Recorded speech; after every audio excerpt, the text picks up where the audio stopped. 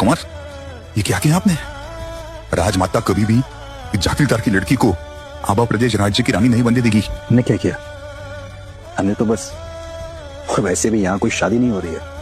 आप हमारे कपड़ों को देखिए, कोई लड़की भिखारी से शादी क्यों करेगी? क्या किया दीदी आपने? इतनी खराब किस्मत कैसे हो सकती है आपकी? इतने सारे कुंवर खड़े हैं आपके सामने और आपने वरमाला भिखारी को डाल दी। इतने ऐशो आराम की जिंदगी छोड़कर अब आपको मेहनत मजदूरी की जिंदगी जीनी पड़ेगी। अब हम मना भी नहीं कर सकते, क्योंकि अगर मना किया तो राज्य से निकाल दी जाओगी। आप देखते हैं जागीरदार की बड़ी बेटी इस भिखारी से शादी करती है या नहीं? अरे मना कैसे कर सकती है? ये परंपरा है। अगर मना किया तो इस खानदान से किसी का लेना देना नहीं रहेगा। इस प्रथा को मना नहीं कर सकते। पिताजी को देश निकाला मिल जाएगा। वैसे भी हम किसी राजकुमार से भी शादी नहीं करना चाहते। बड़े घर में हम सिर्फ एक गुड़िया बनकर रह जाएंगे। मना करने की सोचना भी मत। हम आपसे शादी करने के लिए तैयार हैं। क्या आप सच में हमसे शादी करना चाहती हैं? जी, ये वरमाला आप पर गिरी है तो आप इसे करेंगे। तो आप नहीं करना चाहते? देखिए, हमारे पास आपको देने के लिए कुछ भी नहीं है। हमसे शादी करके आपको बहुत तकलीफें होंगी। शायद कभी कभी भूखे पेट भी सोना पड़ जाए आपको। हम इज्जत तो दे सकते हैं आपको, लेकिन वो ऐश और आराम की जिंदगी शायद नहीं दे पाएंगे। क्या ये सही होगा आपके लिए? हम दोनों के हाथ पैर बिल्कुल सही सलामत है। हम मेहनत कर कर कमा सकते हैं, जो चाहे पा सकते हैं। कम में गुजारा कर कर भी खुश रहा जा सकता है। ये किस तरह की लड़की है जो आज के समय में कम में खुश रहने की बात कर रही है, वो भी एक जागीरदार की बेटी होकर? सोच लो, इस फटीचर से शादी करके खुश रह पाओगे? फिर हमारे पास मत आना, हम तो घर में घुसने भी नहीं देंगे। इस भिखारी को अगर घर में ले लिया तो तुम्हारे पिताजी की क्या इज्जत रह जाएगी? छोटी माँ, इज्जत पैसों से नहीं, इज्जत कर्मों से होती है। वीर ने हमें सब सच बताया है। इनका दिल साफ है। हम इनसे शादी करना चाहते हैं। तुम ऐसा सोच भी कैसे सकती हो? तुम मेरा नाम डुबो देना चाहती हो? मैं ऐसा कभी नहीं होने दूंगा। ये क्या कह रहे हैं जागीरदार साहब आप? अगर अभी ये शादी नहीं हुई तो परंपरा के साथ साथ आपके खानदान का नाम मिट्टी में मिल जाएगा। आपकी बेटी आपका नाम मिट्टी में नहीं मिला रही, बल्कि उसे बचा रही है।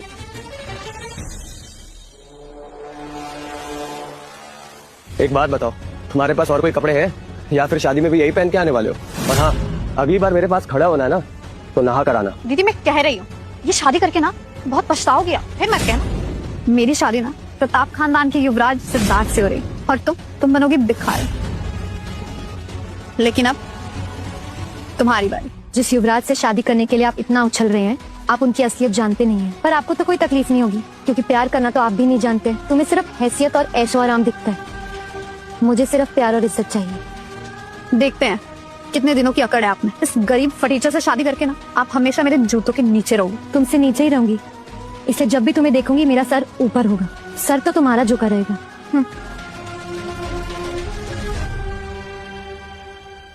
3 दिन बाद यहीं आ जाना, उस दिन हमारी शादी होगी। राजमाता चाहती है कि हम शादी कर लें। ये लड़की दिल की अच्छी है। अगर हमने इससे शादी कर ली तो कम से कम एक ऐसी लड़की से शादी करेंगे जो हमसे शादी करना चाहती है, ना कि हमारी राजगद्दी से।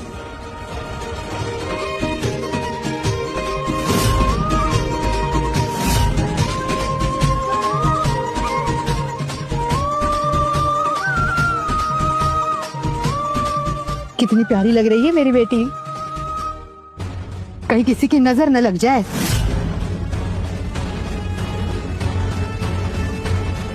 देखा आपने, मेरी बेटी देविका के लिए शादी के तोहफे आए हैं। इतने सारे गहने आए हैं। सुना है 3-4 एकड़ जमीन भी मिली है, लेकिन कुमारी मृणालिका को कुछ नहीं मिला।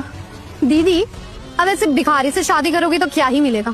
फटे पुराने कपड़े, बदबूदार बिस्तर और कचरे के ढेर के सामने वाला पेड़। देखो, युवराज सिद्धार्थ आ गए। आओ बेटा आओ। पिताजी प्रणाम, माता जी प्रणाम। जीते रहो। यहाँ आओ ना बेटा।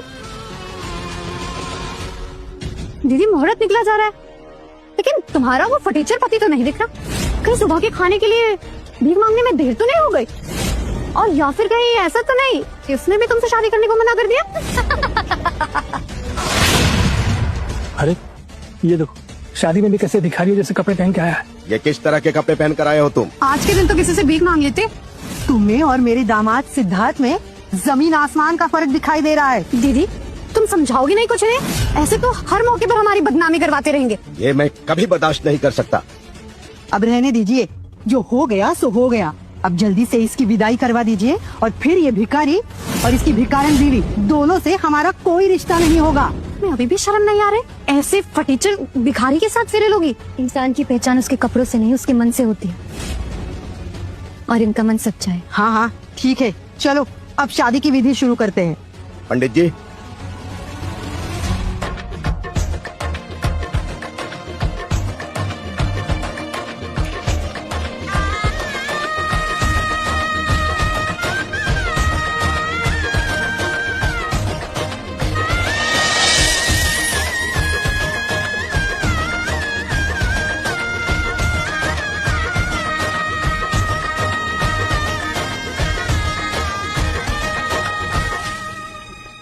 अब ये मत कहना कि अपनी बीवी को तुम पैदल लेकर जाओगे। क्यों नहीं, अब सारी जिंदगी ऐसे ही तो मेहनत करनी है, अभी से शुरू कर सकते हैं। और हाँ दीदी, पिताजी का इस तरह से दिल दुखा कर जा रही, दोबारा कभी शक्ल मत दिखाना है आपने। हाँ, आज से तुम्हारा इस परिवार के साथ कोई रिश्ता नहीं होगा। विदाई लो और जाओ अपने भिखारी पति के घर। रानिका चलिए घर चलते हैं। सिद्धांत,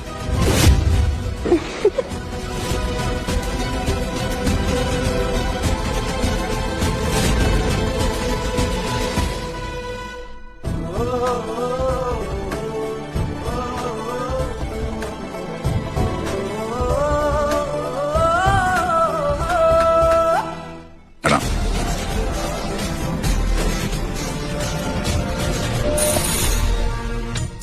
यही जगह मिली थी आपको?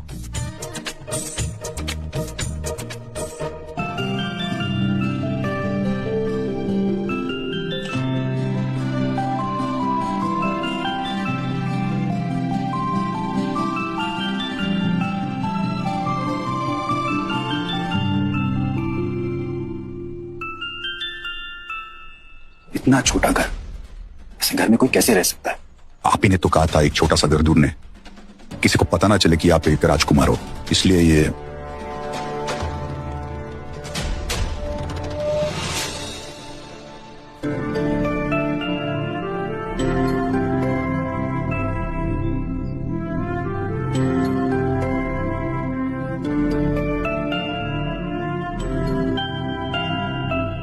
माफ करिएगा, हमारा घर बहुत छोटा है। छोटा है पर हमारा है, और कम से कम सर पर छत है, लोगों के पास वो भी नहीं होता। अब यही हमारा संसार है, और अब हमारी चिंता मत करिए, इसे तो हम साफ सुथरा करके मकान से घर बना देंगे।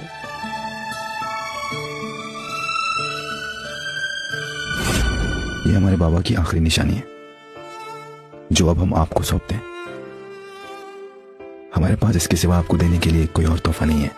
आप इतनी कीमती चीज हमें कैसे दे सकते हैं? ये तो आपके पास होना चाहिए, ये तो आपके पिताजी की आखिरी निशानी से। आप हम कैसी बात कर रही हैं? हमारा जो है वो सब आपका ही तो है, क्योंकि आप सिर्फ हमारी।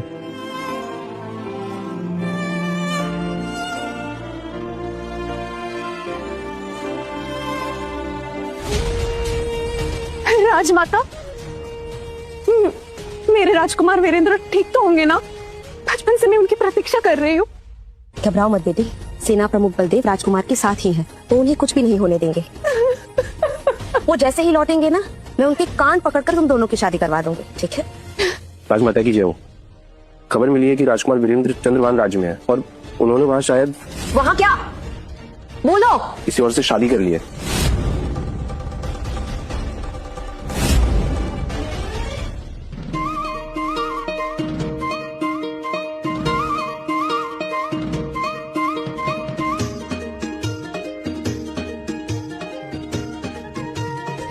अरे उठ गए आप?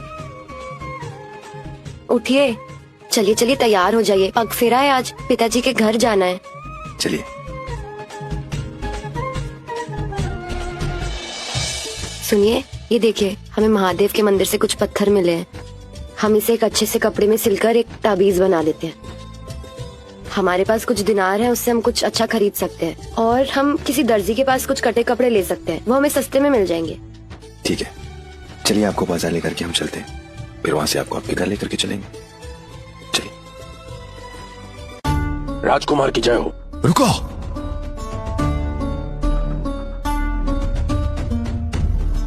ये सब आपको ऐसे क्यों? नहीं, अच्छा, हमसे नहीं, ये सब तो बलदेव से मिलने आई। क्यों बलदेव? हाँ, वो मैं कभी राजमहल में नौकरी करता था, तो ये सब मेरे वहां दोस्त हो गए। उठो उठो, हम सब दोस्त है ना। अब मिनालिका, अब क्या आप अकेले बाजार जा सकती हैं? अब देखिए ना, घर में मेहमान आ गए तो हम दोनों का ऐसे। हाँ हाँ, घर आए मेहमानों को कोई तकलीफ नहीं होनी चाहिए। हम चलते हैं। अपना ख्याल रखिएगा। हाँ।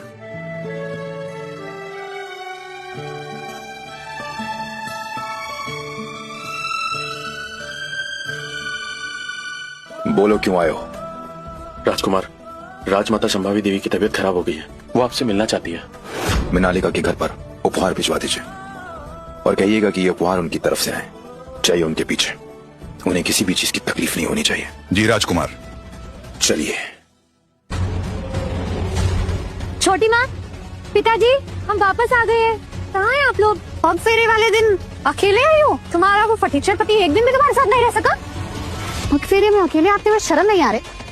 और कितनी गिरी हुई हरकतें करोगे? ओह, पग फेरे में खाली हाथ आ रही हो ना, इसीलिए शर्मिंदा होकर तुम्हारा पति नहीं आया तुम्हारे साथ। वैसे भी देखने में बेशर्म तो लग ही रहा था, और भिखारियों में शर्मिंदगी होती भी कहाँ। उसी भी बीच कर एक वक्त का खाना खा लिया होगा ना तुमने। क्या हाल हो गया है बेचारी का, कितनी कमजोर हो गई हो तुम। क्या हुआ, तुम्हारे भिखारी को कल भीख नहीं मिली क्या? कुछ खिलाया पिलाया नहीं तुमको? अगर तुम्हारी शादी नहीं हुई होती ना, तो मैं तुम्हें अपने पास रख लेता। अरे मेरी साली हो तुम, तुम्हारे लिए इतना तो कर ही सकता हूँ मैं। जाने दीजिए ना, आप इसके फटीचर पति की इतनी चिंता क्यों कर रहे हैं? इसने चुना है, खुद भुगतेगी, हमारे यहाँ भुगत लेंगे। आप अपना देखिए, आज सुबह मिल रही है ना आप अपने युवराज को। सुबह हम बाजार गए थे, वहाँ हमने सुना कि कल रात युवराज दासियों के साथ शराब पी रहे थे। शादी की रात से ये बाहर है, लड़कियों के साथ अय्याशियां कर रहे थे। ये सबको पता चल गया है, मेरी बदनामी हो रही है, पर मैं दीदी को जीतने नहीं दूंगी। जलन में लोग कुछ भी कहते हैं, कुछ भी अफवाह फैलाते हैं। इन्हें बहुत काम होता है। तुम्हारे पति की तरह भिखारी नहीं है ना कि घर पर बैठे रहे। मृणालिका, तुम यहाँ क्या कर रही हो? मैंने तुमसे कहा था ना कि कभी अपनी शक्ल मत दिखाना। तुमने एक भिखारी से शादी की है, अब तुम्हारे लिए इस परिवार में कोई जगह नहीं है। पिताजी, ऐसे मत कहिए, बेचारी कहाँ जाएगी? कभी कभी तो आ ही सकती है ना। हाँ, रोज रोज का आना जाना हमारे परिवार के लिए अच्छा नहीं, लेकिन 2-3 साल में तो एक बार मिलने आ ही सकती है। वैसे माँ पिताजी के लिए कुछ लाई नहीं, खाली आप आई हो। ये हमने मंदिर के पत्थर से बनाया है। ये आपकी रक्षा करेगा। तुम्हारी हिम्मत कैसे हुई इतना छोटा और घटिया उपहार देने की? अरे भिखारी से शादी की है, ये भी इसके लिए बहुत है। प्रणाम। राजमहल से तोहफे आए हैं। मंत्री जी कह रहे हैं उदय सिंह राठौर की बड़ी बेटी की तरफ से पगफेरे के लिए तोहफे आए हैं।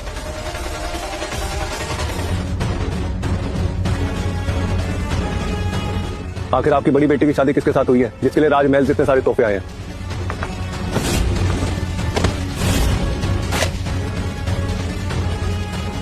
ये तोहफे जरूर राजकुमार ने भिजवाए होंगे। इतने सारे तोहफे, और सबको पता है कि मृणालिका ने एक भिखारी से शादी की है, तो फिर उसके तरफ से राजमहल से कैसे तोहफे आ सकते हैं? हो सकता है ये सारे तोहफे देविका के लिए आए हो। आखिर देविका ने युवराज सिद्धार्थ से विवाह किया है, और युवराज सिद्धार्थ के बड़े भाई जयपाल प्रताप वो राजमहल में मुख्य सलाहकार है। हाँ हाँ, ऐसा ही हुआ होगा। पिताजी, ये तोहफे मेरी तरफ से ही आए हैं। अब मेरी तरफ से तो 2 तोहफे हैं दीदी। तुम ये घटिया सा ताबीज दोगी पिताजी को? पिताजी की इज्जत की कोई परवाह नहीं तुम्हें? तोहफे की गिनती नहीं, उसके पीछे देने वाले की सच्चाई और भावना देखी जाती है। चुप हो जाओ। एक तो भिखारी से शादी करके हमारी गर्दन झुका दी, और अब यहाँ खड़ी होकर प्रवचन दे रही हो तुम। पिताजी, क्या आपके लिए आपकी बेटियां सिर्फ सम्मान और पद प्राप्ति के लिए होती हैं? आप चाहते थे हम ऊंचे पद के व्यक्ति से विवाह कर लें ताकि आपको सम्मान और महंगे तोहफे मिल सके। क्या आपकी नजर में आपकी बेटी का अस्तित्व सिर्फ इसी के लिए है? बदतमीज लड़की। मैं इनके सामने राजकुमार की असलियत नहीं आने दे सकता, और मुझे राजकुमार तक ये खबर पहुंचानी होगी कि यहाँ पर राजकुमारी मिवानिका के साथ कैसा बुरा व्यवहार हो रहा है। ये हार तो राजघराने का लगता है। हाँ, ये तो बहुत महंगा है। तुम्हारे पास कैसे आया? वापस दो। ये हमें वीर ने हमारी शादी के तोहफे में दिया है। दीदी, मुझे तो लगा था तुम्हारा पति सिर्फ भिखारी, तो चोर भी निकला। चुप हो जाओ देविका, वो तुम्हारे जीजा है। ऐसा गंभीर आरोप लगाने से पहले तुम्हें शर्म आनी चाहिए। पिताजी, आप कुछ समझाइए इसे। चुप कर, उसे क्या समझाना? तू समझ, अगर ये बात बाहर निकली ना तो कितनी बेइज्जती होगी। ये बात बाहर आनी चाहिए माँ कि पति को बीच चौराहे में खड़े कर नंगी पीठ पर कोड़े मारे जाने चाहिए। पिताजी, अब भी आप उसे कुछ नहीं कहेंगे ना? आखिर मैं भी आपकी बेटी हूँ। हाँ हाँ, इस घर की बड़ी बेटी हूँ तो कुछ भी कह सकती हूँ। ये तोहफा वापस चाहिए ना तो एक वादा करो, मेरे परिवार से हमेशा हमेशा के लिए सारे रिश्ते तोड़ दोगी। पिताजी, एक तो तुमने उस भिखारी से शादी की और फिर पग फेरे में शगुन के नाम पर हमें इतनी घटिया चीज देकर बेइज्जत किया। आज से हमारा तुम्हारा कोई रिश्ता नहीं है। ठीक है पिताजी, अगर आपके लिए धन और ओहदा अपनी बेटी से ज्यादा जरूरी है तो आज से हम इस परिवार से सारे रिश्ते तोड़ते हैं। अरे रुको ना, कहाँ जा रही हो? इतना सब कुछ होने के बाद बिना सजा भुगते तो तुम यहाँ से नहीं जा सकती। तुम जो चाहती थी वो तो हो गया, अब क्या करना चाहती हो? सैनिकों, रसोई से जलता हुआ कोयला लाया जाए, बिछवाना है। मृणालिका को उस पर चलना होगा। राजकुमार,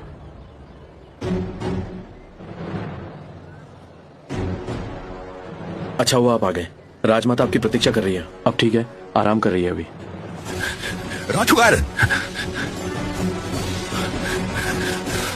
राजकुमार, मृणालिका को उसके घर वाले बहुत परेशान कर रहे हैं। वो बहुत तकलीफ में है, आप तुरंत चलिए राजकुमार। इनकी इतनी हिम्मत। इस पे चलना होगा, तभी तुम्हारे पापों का प्रायश्चित होगा। नहीं, हम ऐसा नहीं कर रहे हैं, हम जल जाएंगे। हमने कुछ गलत नहीं किया है। अग्नि द्वारा शुद्धि से ही हमारे खानदान का नाम वापस ऊपर उठ सकता है, वरना तुम्हारे पिताजी पर कोई थूकेगा भी नहीं। देखो, अगर तुम्हें तुम्हारे प्यारे पति का दिया हुआ तोहफा वापस चाहिए तो चलो, वरना मैं जला देती हूँ। नहीं नहीं नहीं, ऐसा मत करो। मैं जलते हुए कोयले में चलने के लिए तैयार हूँ। अरे आखिर ऐसा क्या है उस भिखारी में जो तुम इस कोयले पर चलने के लिए तैयार हो गई?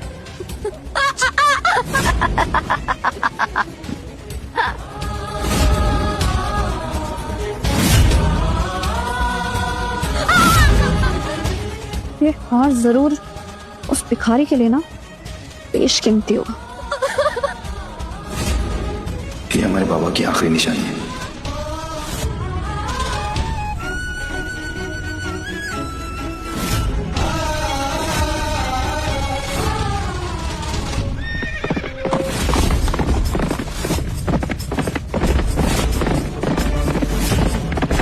मृणालिका, आ रहा हूँ मैं, मेरा इंतजार करो।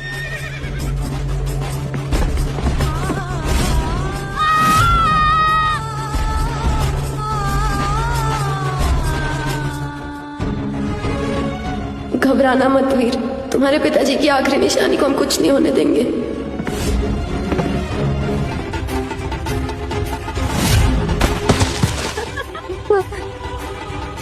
देविका, अब तो मेरा हार दे दो। अच्छा, आओ फिर रेंगते हुए और ले जा, आओ ना। भले हमारी जान क्यों ना चली जाए, हम तुम्हारे दिए हुए इस हार को सही सलामत वापस हासिल करेंगे। लो।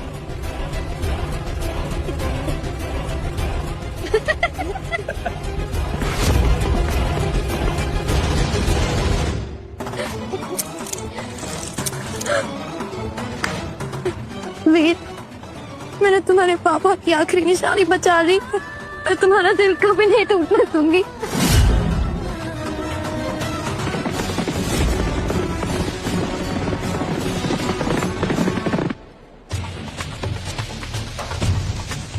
तुमने एक फटीचर भिखारी से शादी की और मैंने प्रताप खानदान के युवराज से, लेकिन फिर भी तुम मुझसे ज्यादा खुश कैसे?